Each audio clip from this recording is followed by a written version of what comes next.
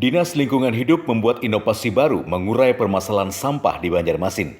Terobosannya adalah program Surung Sintak, sebuah upaya Dinas Lingkungan Hidup untuk meminimalisir adanya TPS-TPS yang mengganggu kenyamanan warga.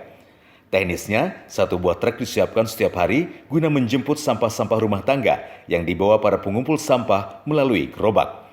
Prosesnya sendiri, gerobak-gerobak pembawa sampah yang telah berkeliling mengambil sampah di rumah-rumah warga dan mengangkut sampah tersebut langsung dimasukkan ke truk, sehingga sampah tidak berceceran di jalanan dan mengganggu kenyamanan.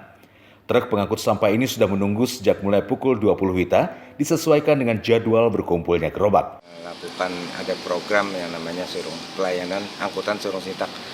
Ini adalah salah satu menjawab permasalahan TPS yang over capacity contohnya. Jadi ada beberapa memang wilayah atau kelurahan yang tidak punya TPS. Nah, lewat pelayanan Surung Sintak ini menjadi salah satu jawabannya. Apa itu surung? Surung adalah yang sampah diserahkan oleh paman-paman gerobak, sintaknya diambil oleh petugas kita, langsung kita taruh ke mobil. Jadi ini tanpa TPS pelayanan ini. Program Surung Sintak sampah ini dirasakan membawa manfaat bagi Murjani, salah satu pemilik gerobak sampah. Karena selain mudah, juga berdampak kepada penghasilannya yang selama ini hanya berharap iuran warga.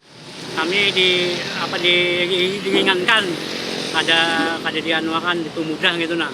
Jadi kan masyarakat tahu juga gitu nah.